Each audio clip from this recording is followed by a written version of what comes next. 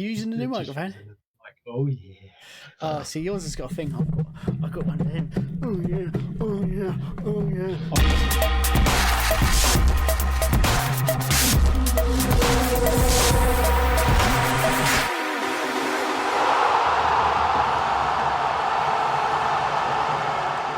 Hello, ladies and gentlemen.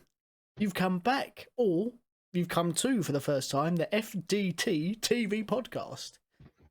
And for those of you who don't know, I usually get that wrong. So I like to read it off of our little layout that we've got on YouTube.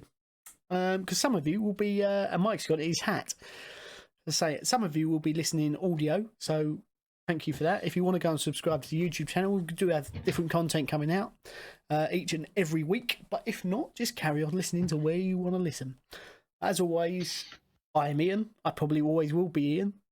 And I am joined by... And I'm Steve. Steve. Also known as Mike. Also known as Mike. Steve, also known as Mike. Yeah, so we've had another weekend of football. It's been a bit... Yep. Well, it's been polar opposite this season, hasn't it, Mike? For our clubs. Usually it's me with the damp and dreary look, but I'm the one smiling. I am the one smiling. Yeah, I almost don't want to talk about it, but I know the viewers are dying to listen to another Arsenal fan moaning about how shit their club is and having a good old laugh. Here's the thing, right? You've got to look on the positive side. Go on. That was it. I didn't really think past that sentence. I was trying to be positive. No. Well, before we get started, Gerard Houllier has passed away, sadly. Not good. No. There's been a fair few legends of the game and icons of the game that have passed on recently.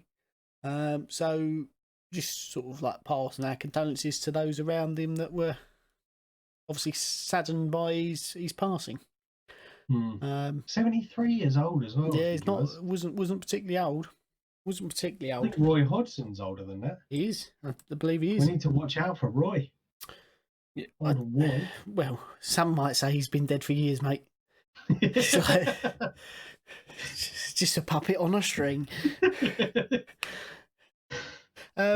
We haven't got goal of the week, but I have got an honourable mention this week. Angelo Ogbonna, Big Ed for the winner. Not quite as big as Ed as Aubameyang's into his own goal. Too soon? Too soon? Oh, fuck off. But yeah, so we haven't run the competition this week, but for me, Angelo Ogbonna, it was a good goal. Team hugged him, was around him, and it was brilliant. So can't really get any better than that. There were some strange results this weekend. I know we haven't run the competition or the poll, sorry, but there were some strange results, and that's kind of why I did fear a little bit going into the game yesterday. Obviously, with Chelsea losing to Everton, the other game that was in our score predictions, the Man City game, I honestly thought that was going to be a goals galore game, but it looked like that was the most boring game ever, wasn't it? Yeah, a ball draw. I think it's. I see a statistic. I can't remember exactly, but it was like the first time in X amount of years that none of the big six have won. It was Spurs drew against Palace. Yeah. Liverpool drew against Fulham. What result for the Fulham? Exactly. What result for Fulham? We get fucking shitted on by Burnley. But in fairness, I would have said out of all of them, apart from the Man City, Man United fixture, Burnley's the hardest one. No one ever goes to Burnley and goes, this will be a breeze. Lucky to not get 2 reds, but let's get into that, shall we? With a segment we like to call One Good, One Bad. Yeah, I'll let you go first, mate. Get it out of the way. Get it out of the way. I won't berate you this week. One good or the one bad? Well, if you can find one good. Yes, I was thinking about this. And I know this is going to sound completely cynical and very anti-Arsenal, but I'd say the one good is that Hector Bellerin and Granit Xhaka are now suspended. Yep. So Bellerin's suspended because he's picked up his 5th booking. Yep. As no foul throws yesterday though. No foul throws. That's a good. Yeah. Well done to him. But Granit Xhaka, this is kind of interlinked with the good and the bad. Mm-hmm. So the good is that he's suspended for the next 3 games. Yep. The bad is you could questionably state that he cost us the game yesterday, because for the second half, it was a bit of a damp squib first half. We did have a couple of chances, and we were, I think, a bit unfortunate not to score some of the chances that we had. But just with our current form just recently, it kind of makes sense that we didn't score. Absolutely dominating the second half, or the start of the second half, and then goes in for a nutty boy challenge. Quite rightly gets the yellow card. A bit of a melee. He gets tripped up. I would say accidentally. Yeah, I think it was accidentally. A bloke went to give him a hand, didn't he? From what I saw. But the worst bit about it is that you had the likes of Aubameyang, Lacazette, I can't remember who else tried to jump in, basically trying to grab him and pulling him away from the situation. So they must know that he's liable for it then. Oh, well, obviously. And he was just going hell for leather, got tripped up, took exception to it. Up he gets, hand around the throat, and the rest is history. Yep. And as we saw against the Leeds game, we go on the back foot, and I think Burnley were lucky to come away with the win, because there were points that we were still dominating the possession. Granted, after the sending off, they did start to come back into it, but we shot ourselves in the foot again and come away with another loss. So my one bad is that we lost yet again. The good thing about that is the 2 suspensions that we have, so we can try other. Forces you into a change. Yes, thank you. Yeah. Yeah, that's one. I messaged you earlier though, didn't I? And said, like, because I watched the first half, and I didn't see the second because I was eating my dinner. But there's only 2 players in that team that would keep their place for me. One of them is Saka, because he's always driving forward. He had a sort of, it was a good chance, but it was it was too far in front of him to actually strike properly. And Kieran Tierney. Other than that, no, in fairness, Rob Holding will probably keep his place. I don't think he did anything wrong as such. But other than that, got to get him out. I would say that Danny Ceballos, I know I've kind of tooted his horn quite a bit over, certainly towards the end of last season, but coming into the start of this season, he's been a little bit ropey. Yeah. Can you hear me? Yeah, sorry, I just thought I could do something else, but I wasn't sure. Oh, okay. Yeah, so, but his form had kind of taken a dip. Now, for me, he's been one of the more influential players when he's come on in the last couple of games. Been wanting to take the ball forward. He's been putting in some nice passes that have created some chances. So I think for him now to be able to get a run of games in the team, I think he needs to nail that position down, and we need to fuck Xhaka off completely. Excuse my language.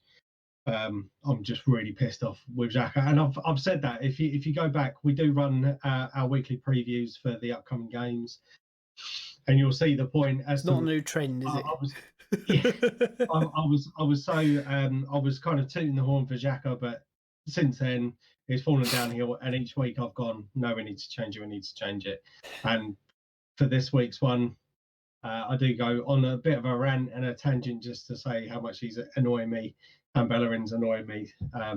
Gone for my lineup predictions, so you'll be able to check that out as well. Ian's also got his previews as well, so go check his out. Yeah, live now. Yeah. See, but here's the thing. We said about Maitland-Niles. He played in the Fulham game, first game of the season, didn't he? He's played in Europa League games, been solid, offensively and attacking. Joe Willock's the same. He's okay. He may not be your shirt seller, He's not the big name, but in the midfield, solid. Does what he needs to do, gets forward and quickly. So why you don't use them two week in, week out? I don't know.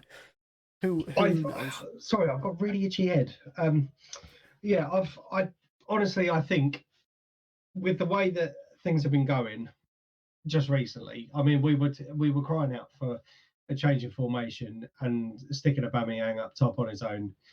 We have seen that. Now we have the likes of Reece Nelson's, not so much him because he's injured, but your likes of Saka and Joe Willock, Nelson when he's fit, that they would be able to get their opportunities. So Saka's kind of getting into the team more frequently now, certainly over the last couple of games. We have just got Pepe back from his suspension, so I'm going to go with him starting this week. And my God, does that kid need to have the game of his life against Southampton? Because, like I said, he's been so hit and miss up until recently. In the Europa League, he's been pretty good. And I hope that he nails that position on, because Willian's been terrible. Granted, he wasn't that bad against Burnley. He was running down the wings. He was putting some crosses in. You wouldn't have thought Arsenal would have made the same mistake of buying an older player or signing an older player to a 3-year contract on huge money. Oh no, hang on. I can think of a couple. Don't learn by your mistakes, mate. Don't learn by your mistakes.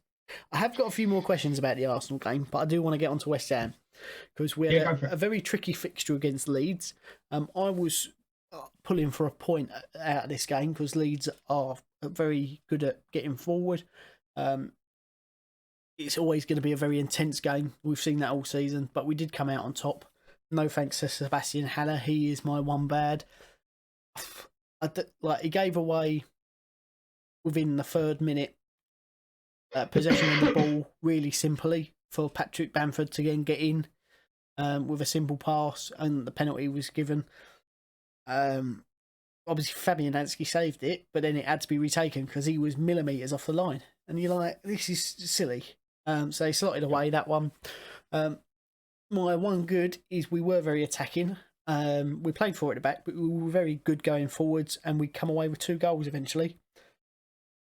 I think Ben Rama was trying to score on his debut, and I think that may be why he chose or made some of the decisions that he did. There was somewhere he should have passed, and instead of he shot, like one of the free kicks should have been swung into the box, which is how we got our 2nd goal. He went for goal. And you're like, well, it's not really a team. I can understand why it's his first start in the Premier League. He wants to make an instant impact. But he's going to start against Crystal Palace. There's no doubt about that, especially with some of the injuries that we do have to key players in Masuaku and Antonio. But that 2nd goal with Ogbonna in his big head rose like a salmon, mate. Salmon in the summer, diving out of a river. Headed it. Nothing to do about it. I think it was a deserved result. So I was just really pleased. It looks like a really tight-knit team. The one thing that I was going to say saving grace, but the one thing that did really help us, in my opinion, was that there were no Leeds fans in Ellen Road. I think as soon as those fans are let back in, that's going to become a much, much harder fixture. And we got away with not being able to play without fans there. So yeah, it's all good really, but Sebastian Haller, how he's making a living as a footballer, I don't know, especially in the Premier League. But the frustrating thing is, right, he got booed by West Ham fans last week at the London Stadium because he was awful against Manchester United. He was awful this week, and he was berated online for it, how awful he was. This week, arguably even worse. He couldn't touch a football. He couldn't control the ball. He couldn't pass the ball. Yet everyone's going, well, he's just low in confidence. No, he's just fucking shit. Like, there's no amount of confidence that will make your touch better. Like, from how bad that is, I would argue I'm not a professional footballer. I don't claim to be good at football. If you ping the same balls into me that he had, I have a better touch. 100% of the time. 100% of the time. But it's just rubbish. He doesn't run for anything. He's a big lad. He's a unit, isn't he? So you think if he's pounding towards you at full sprint, there's some of those that he would have won back possession from just through that sheer panic of, oh, fucking, that's a big unit. And then would have got a chance of goal. But instead he just meanders about. He makes the odd darting run here and there. But like West Ham fans were giving Zaza a hard time because he couldn't score, but he run every minute he was on the pitch. Haller's scored a couple of goals, but he don't put in any effort. Yet, he's just low in confidence. I'd rather have someone who can't score but puts in all the effort. Because eventually they will score because they're putting in the effort. But for me, David Moyes got to fuck him off. We haven't got any other strikers in the club. And we've got Antonio, who started as a winger, then went to wing back, then played the winger, and now is a striker. But he's injured, and he's hampered with hamstring injuries, which is a shame because he's a brilliant, brilliant player. And he gives us something else. But January's coming up. There's got to be a striker somewhere. Anyone, you know? Lee Griffiths from Celtic. That's not going to cost you an arm and a leg, is it? But he's gonna score you goals, and he runs around for 90 minutes. Well, we did mention the possibility of Giroud, didn't we? Giroud, a couple of weeks ago. But yeah, see, Giroud, I think gets away with it not being as mobile because he's older. So he's what, 32, 33? How old is 34. 34. Okay, so he's coming to the end of it. So you're not expecting him to run ragged for 90 minutes. You know, you put ball into him, he can control it, he can pass it, he can hold up play, and he can score a goal. Haller can strike a ball. And I've said this all along, he can strike a ball, and I would say from a standing position, with no run up, no stepping into it, one of the best strikers of the ball. However, he doesn't move. He doesn't. He can't hold up play. He can't pass the ball. His touch is horrendous. So I'd rather have Giroud not running about because he would probably make more runs than Haller does. Yeah. Like Josh King, we've been linked with Josh King, and that seems to have gone away. Another one who runs around. Like, you've got to be active. Ben Rama was active, Bowen was active, Fornals was active. Didn't quite get the luck this week. Old Fornals, I like him, but they just couldn't quite seem to get it. And the Leeds pitch seems to be a little bit shit. I would say that. It looks a bit shit, and I was like, I don't know.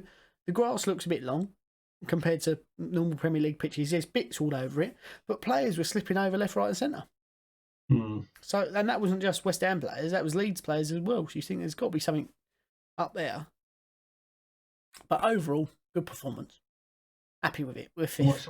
What's your one good, one bad? One good, one good. We won, and Ogbonna's header. With Ogbonna's header. One bad, Haller. Sorry, it was a bit of a long way round it, wasn't it? But fucking hell. We got it. What do you expect? You know me. My question about the Arsenal game. I watched the highlights. El Neni. Little bit naughty. With the push into the face.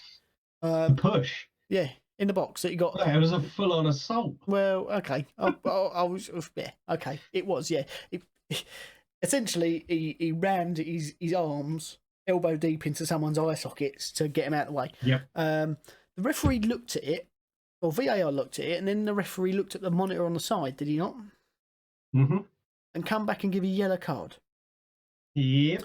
Did that result in a penalty? Because it was in the box. Nope. So, for me, I don't understand how that works. If he's fouled someone in the box, because there wasn't a goal scored after that, was there? From that play. I think he was lucky to get away with the yellow.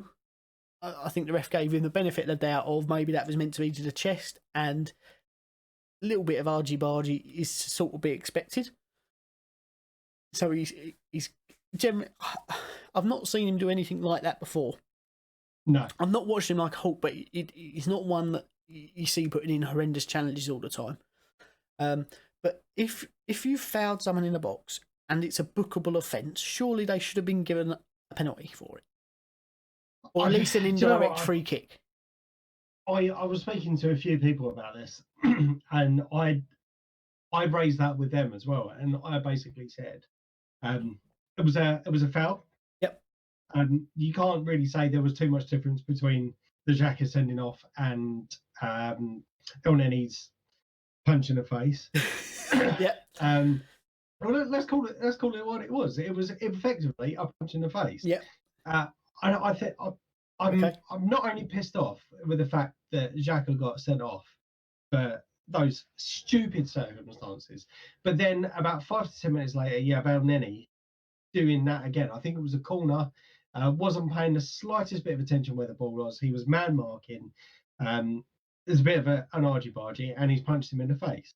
And as you quite correctly stated, I think potentially the only reason why the penalty wasn't given is because the ball wasn't in play, because it was in the corner. Okay. I think that's the only way round it as to why the penalty wasn't given. Okay. But it was a foul, and I think we were lucky not to be down to 9 men. Yeah, I do agree it was lucky, but I do think maybe it was benefit the doubt. But I think this is why it would benefit football to have a clear channel of communication between VAR and the referee that everyone can hear, because it would clean up any confusion as to why the penalty hasn't been given. Yep. Because I imagine Burnley fans, if it had finished 0-0, would have felt really hard done by, because that, by law, if that had been seen as it happened by the ref, he would have given a pen. But because VAR's looked at it, it's not a pen. Yeah, it's an odd one. But there is a saving grace in the Arsenal game, isn't there? And you know what I'm going to say? Aubameyang has finally scored. At the Emirates, of all places, he's scored. Floodgates are going to open now, aren't they? I hope so. To be honest, I'm kind of glad that we've got the game so quick turnaround over the next couple of weeks because of the Christmas period. So we've got Southampton this week on Wednesday. Check out my preview. Yep. We've also got the Everton game as well. Southampton's going to be a tough game. They're flying high at the moment, currently sitting in 4th. But I'm hoping that now that there's going to be a bit of a mix-up within the squad, I think there's going to be a few bad eggs that are not in there at the moment, and you're going to have whoever comes in is going to be pushing to keep their place. Now, I would like to raise something, actually, because I sent a tweet out yesterday, basically, to Arsenal saying that the club, the manager, the board, the players need to come out and say what the hell is going on and what they're going to do to turn it around. Yep. Gabriel was the first person to come back and apologise to the fans and come out and said, we're really sorry that this is happening at the moment.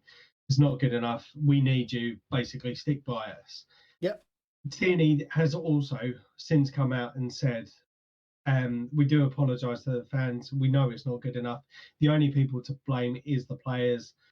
We're 100% behind the manager, 100% behind each other. We just know it's not good enough. Please stick by us and we will get ourselves out of this.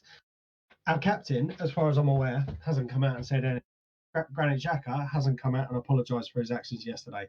Now, I think the difficulty with the Xhaka situation is we saw it before with him when he got sent off.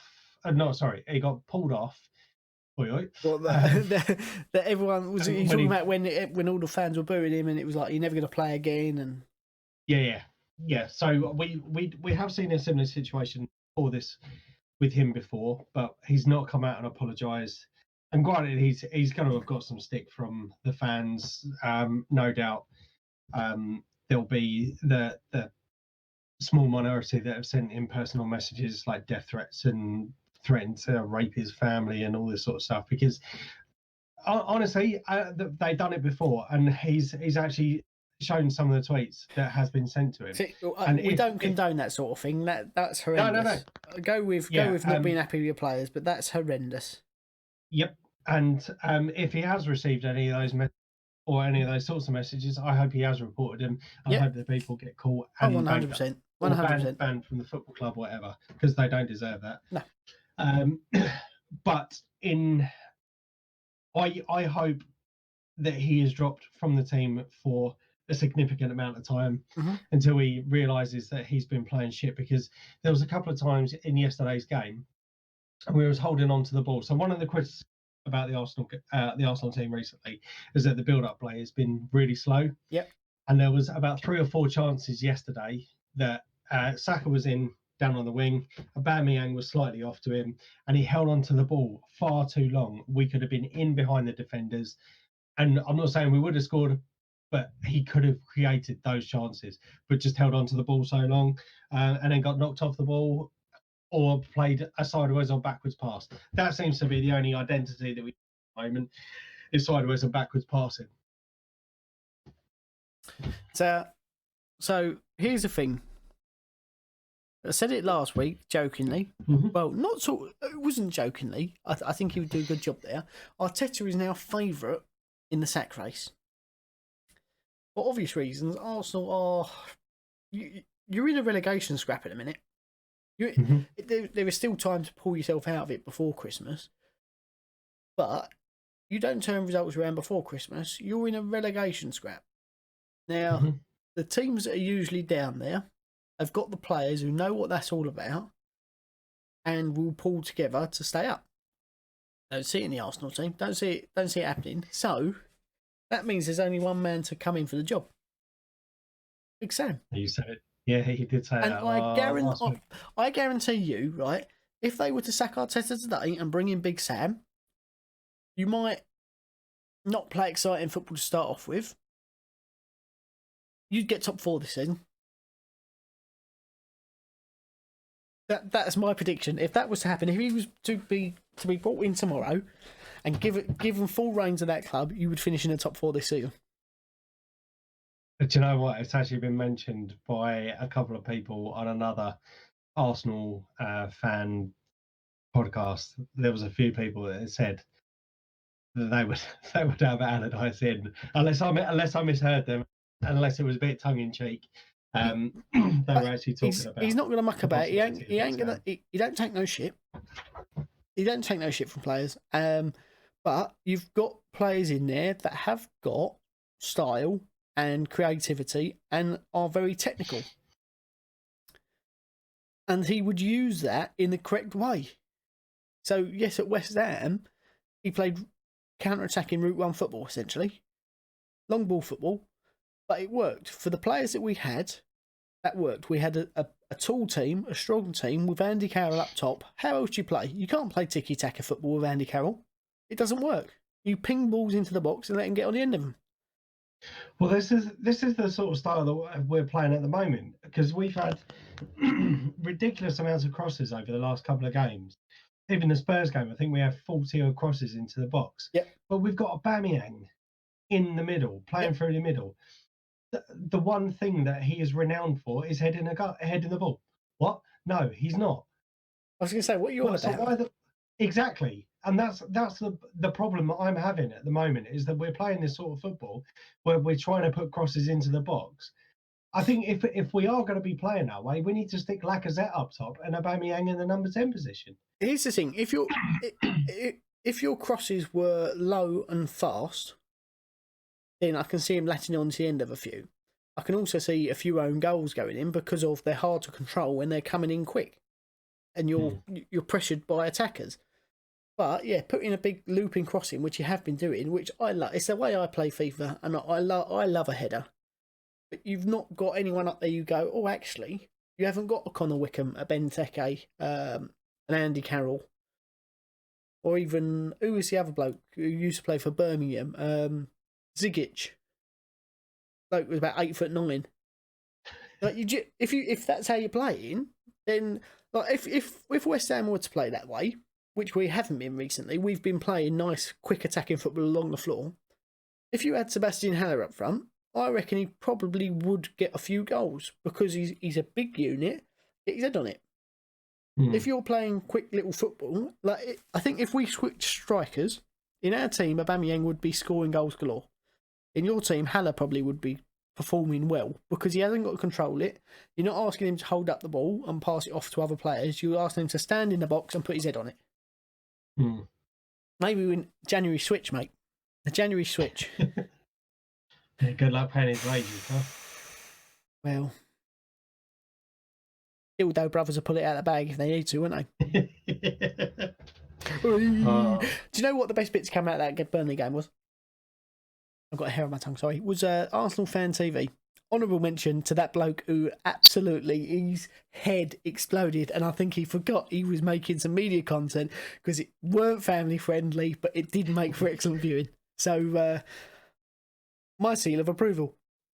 Who was it? I don't know. It was a bloke who was sitting front left. No, front. Left. Yeah. If we were sitting with him, he was sitting front left. If you're watching it, it was front right. Okay, so that would have been DT. I don't know. he had it. He was so angry, right? So angry. It made me chuckle when I watched it. He was so angry his wallet fell out. Big beard. Yeah, probably similar bushiness to mine. Yeah, but say he was so angry his wallet fell out. He was mucking about his microphone and trying to get that off. He's just like, I want to walk away, but I can't because I'm mic'd up. But he was so angry his wallet fell out, and that for me is the pinnacle of annoyed football fan. Yeah. So angry you lose all your money. Right. Let's move on. Let's move on to positive things. Well, sort of positive things. You're winning. Predictions. We made 3 predictions last week. West Ham Leeds, Arsenal Burnley, and the Manchester City derby, just for a neutral fixture that we thought was going to be quite exciting, but actually it was shit. Yep. So for the Leeds West Ham game, you had it down for a draw, and I had it down for a Leeds win. Yep. As you quite rightly said, West Ham come away with a 2-1 win. So unfortunately, neither of us. No, but I'll take that. I'll take that. Yep. Arsenal versus Burnley. You had Burnley down for a 1-0 win, and I had us down for a 2-1 win. Therefore, you get 3 points. 3 points. And I get 0. Yep. The United versus City game, you had 2-3 to City. Yep. And I had 1-3 to City. And as you quite rightly said, again, it was a ball draw. So no points for either of us there. So that's 3 points for this week for you. Woohoo! Takes the season totals up to Ian on 22 points and Mike on 29. So the gap is now closing. I'm reeling you back in, mate. I'm reeling you back in. I'm like a fisherman. But we do have two games this week. Arsenal versus Southampton. I'm just moving quickly on. Arsenal versus Southampton, West Ham Crystal Palace, and then Everton versus Arsenal on the Saturday, and then you're on the Monday against Chelsea away. So Arsenal versus Southampton. I will just quickly give my thoughts on this game. We're playing at home. We're playing at home. We won't have the fans back into the stadium because of the new tiering structure that's come in as of Wednesday. So no fans. We do have the luxury. We haven't at the moment. We do have the luxury of, as I said, Bellerin and Xhaka out on suspension. Pepe coming back in. So I think there's going to be pretty much the same team that finished the game on Sunday, with Pepe coming in for Willian and Ceballos in for Xhaka. So we'll have it and Nenny and Ceballos. Again, check out my preview. But I'm going to go. I still think we'll get beaten, but we will score. It'll be 1-2. 1-2. What to you? No, Southampton. Southampton to win 2-1. I don't think you're going to score, mate. I don't think you're going to score. I do think Southampton are going to get 2. One of them's going to be a James Ward-Prowse free kick. So you're going to get the old. But 2-0 Southampton for me. Okay. Crystal Palace next. Crystal Palace, West Ham. Both seemingly in good form. Crystal Palace drew against Tottenham, so did we. I think we've got a little bit more about us. My biggest concern is Benteke has scored 2 goals. So that means one of 2 things. He's either scored his 2 goals for the season, or the floodgates are about to open again. and it's finally clicked. So that concerns me. The only saving grace to that is he does like a header. We've got Ogbonna, mate. We've got Ogbonna. Haller's definitely going to start up top because David Moyes won't drop him because there's no other strikers. Even though I think, well, go and watch the preview because my formation's in there. I don't think we should play Haller. Although I did put him in this week because I sort of admitted defeat. But besides the point, I do think even with 10 men, we are going to win 2-1. There's not much else to add to what you've put other than my score. I think I'm going to go for 3-1. Ooh. To West Ham? Okay. Yes. We're going up, we're going up, we're going up. We're not going up, you can't... Well, you're going up the table. Yeah. Usually when we're playing this well, we're in a championship and we're going to win promotion. But it must be such an obscure feeling for you. I'm getting dizzy. The heights. I'm getting dizzy. It's hard to breathe. That might just be the Christmas fat, but who knows? So we next roll on to Saturday's game. Everton at home to Arsenal. Again, I think this is going to be a tough one for us. Everton have had some good fixtures. They've had some bad fixtures. More good than bad. We're playing shit. We don't travel well.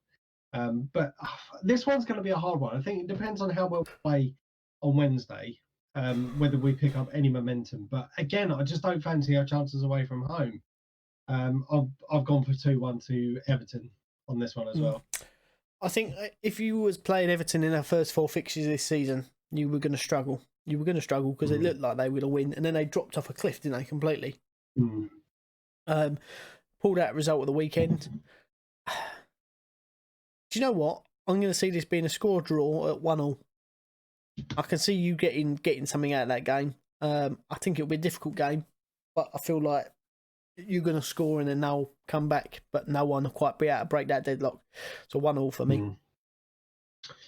And finally on to Monday's game, Chelsea versus West Ham. At the Bridge, I believe. At the Bridge. We always seem to enjoy games against Chelsea. It seems to be where we kick on and pick up form. Which is quite concerning because we're already in form. So I've got a feeling it's going to mean the opposite, and this is going to be the start of our downfall. Very, very quick team, haven't they? Very quick team. I don't think having Haller up top is going to do us any favours here because it's like playing with 10 men.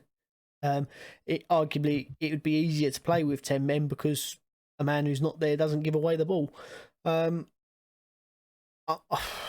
I can see a little bit of a thrashing here. I'm going to go 4-1 Chelsea.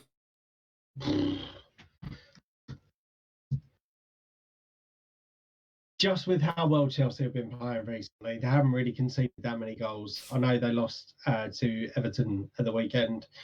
I think that was a bit of a fluke. I think they will go back to winning ways. I know they've got 2 games this week, as we all have. But I think I'm with you. I haven't gone quite as high, but I think it's still going to be a Chelsea win, but a 3-1 win. Fair enough. So, with the predictions now being made, obviously we want to know we want to know your predictions. So get on us at Twitter, or get to our match previews and let us know what you think their lineups are going to be, or even the predictions. I mean, I can tell I've run a poll earlier on Twitter about the Crystal Palace game. So most people think that Palace are going to win. They're winning with 58% of the result at the minute. West Ham at 26, a draw at 16. So Palace fans are confident, or West Ham fans are not so confident. I'm not sure which one it is. It's a bit hard to tell.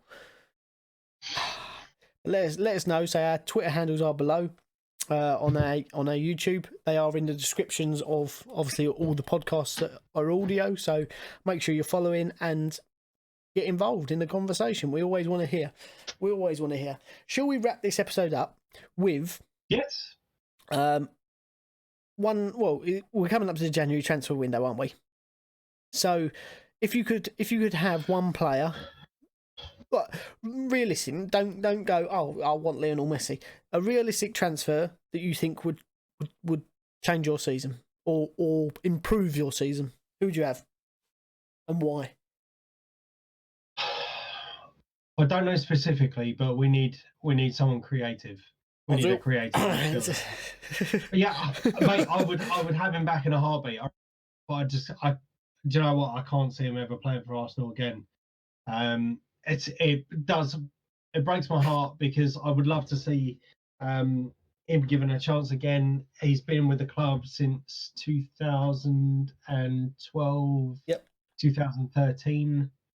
Or 2013 to 2013, I think he joined us. So he's 7 years at the club. He had a bit of a torrid time last season. I don't think he's been given the respect at all. And I would love to see him play in an Arsenal shirt again. And I'll tell you what, if he does, I will buy an Arsenal Ozil shirt because I think he's one of the best creative midfielders. Granted, he always did seem to go missing against the top six, but he did make chances. Yep. And it's something that our team's crying out for at the moment. So yeah, Ozil would be mine. I would get him back into the team. I would fuck Xhaka off. I would drop him like a bad habit. Get him out of the squad, sell him on. Yeah, hands makes down. sense. Hands down. Makes sense. Well, mine actually isn't a purchase; it's a sale. And that sale, I think you know what I'm going to say. Sebastian Haller, our record signing, David Sullivan tried to get out of paying the instalments because I think they realised how much they'd been done over. So I think cut your losses, sell him for 10 million, 15 million if you can get it, because it will force David Moyes into playing someone else up front. Well, I think if you've got Ben Rama can play up front, you could put Bowen up front. Yarmolenko plays up front for Ukraine. You could put him in there. If Antonio's fit, he slots in. Even look at some of the youngsters. We got rid of Hugo, a couple of other players who can play in that like striking role in the summer. I just feel like because he's there and he's the only recognised striker, that's the go-to. Yeah. So he won't try anything else because actually, why am I playing him there when I've got a striker? Why am I making it makeshift striker? But I just feel like he's not Premier League quality. He might have pulled it off in the Bundesliga for a decent mid-table team, but trying to play in the Premier League is a different kettle of fish, mate. It's a different kettle of fish. So for me, it's a sale. It's not a purchase. And a lot of West Ham fans will be really angry about that because we don't like to think we're a selling club. But you need to get rid of the shit. Yeah, you need to get rid of the shit. It's not good enough. Not good enough. I'll second that. Whatever your team is, let us know what your team is in the comment section below, and who you want or who you think would improve your team in the transfer window. One signing only, realistic as you possibly can think of, please. But have you got anything else to add? Not for this week, other than I really hope we get some fucking wins this week. I want some positivity going into the next podcast that we do and to the next preview that I do. If you come out with 2 points of the weekend or of this week, 2 games, 2 points, would you be happy with that? In the form you're in, you wouldn't. Nope. See, it's got to be wins. That's what I mean. You're not ready, mate. You're not ready for the relegation scrap. Get a point from every game. Not ready. If you come away with 2 points or less, Arteta's gone for me. He's going to be sacked. Yeah, I agree. And he could be. Go on. I was just going to say, if we can get a win and a draw, I'd be happy. We need at least 4 points this week. Yep, at least. I'd agree. You should be taking 4 points from these fixtures, but also for me, I think Arteta's unfortunately gonna be one of the greatest coaches never to be a good manager. Yep. A number of Gas Poyet being one. Apparently, fantastic coach. Gianfranco Zola, fantastic coach. Couldn't quite crack it as a manager, but both really nice blokes, really good coaches. I think Arteta's going to fit that role. He'll be a fantastic assistant manager, but never quite taking first chair. Well, to be honest, I really hope that they do stick with him at least till the end of the season. I'd love to see him with a couple more signings in January. As I said, get rid of some of the deadwoods, and I just hope that the rest of the season. I honestly, hand on heart, I think he'll be given to the end of the season unless we drop into the bottom three. If as soon as we drop into the bottom three, I think that's game over for him. Yeah. But I think he'll be given until we'll get the January transfer window, and depending on where we finish in the summer, I think he'll get one more transfer window, and then depending on how we start the next season, I think that'll be curtain. So I think because he won the FA Cup and the Community Shield, that's bought him a bit of time with the club. Oh, certainly, most certainly. So I think unless we drop into the bottom three, we will still see Arteta until the end of the season.